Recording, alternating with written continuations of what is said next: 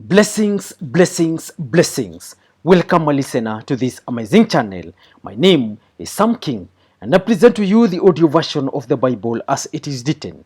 Kindly let us subscribe and share with our friends as we celebrate the good news of our Lord Jesus Christ. And today we will look into the book of Esther, chapter number 1, and I read, "This is what happened during the time of Xerxes.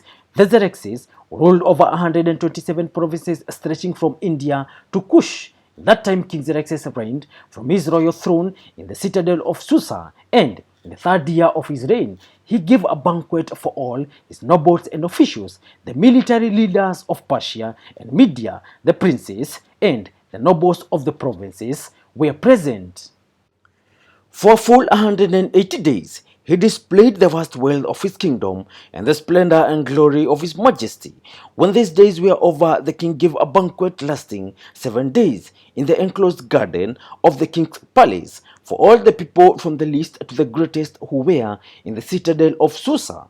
The garden had hangings of white and blue linen, fastened with cords of white linen and purple material to silver rings on marble pillars. There were crotches of gold and silver on a mosaic pavement of porphyry, marble, mother of pearl, and other costly stones. Wine was served in goblets of gold, each one different from the other, and the royal wine was abundant in keeping with the king's liberality. By the king's command, each guest was allowed to drink with no restrictions, for the king instructed all the wine stewards to serve each man what he wished.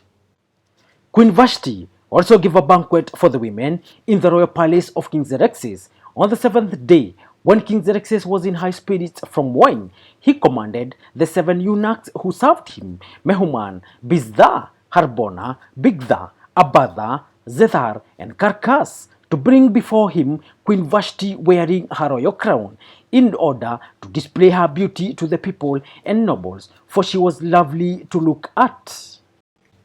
But when the attendants delivered the king's command, Queen Vashti refused to come. Then the king became furious and burned with anger, since it was customary for the king to consult experts in matters of law and justice. He spoke with the wise men who understood the times and were closest to the king, Karishena, Shethar, and Martha, Tarshish, Meres, Meresena, and Memucan. The 7 nobles of Persia and Media who had special access to the king and were highest in the kingdom. According to the law, what must be done to Queen Vashti? He asked. She has not obeyed the command of King Xerxes that the eunuchs have taken to her. Then Memucan replied in the presence of the king and the nobles, Queen Vashti has done wrong, not only against the king, but also against all the nobles and the peoples of all the provinces of King Xerxes. For the queen's conduct will become known to all the women, and so they will despise their husbands and say, King Xerxes commanded Queen Vashti to be brought before him, but she would not come. This very day the Persian and Median women of the nobility who have heard about the queen's conduct will respond to all the king's nobles in the same way. There will be no end of disrespect and discord. Therefore, if it pleases the king, let him issue a royal decree, and let it be written in the laws of Persia and Media, which cannot be repealed, that Vashti is never again to enter the presence of King Xerxes. Also, let the king give her royal position to someone else who is better than she. Then, when the king's edict is proclaimed throughout all his vast realm, all the women will respect their husbands, from the least to the greatest. The king and his nobles were pleased with his advice, so the king did as Memucan proposed. He sent dispatches to all parts of the kingdom, to each province in its own script, and to each people in their own language, proclaiming that every man should be ruler over his own household, using his native tongue.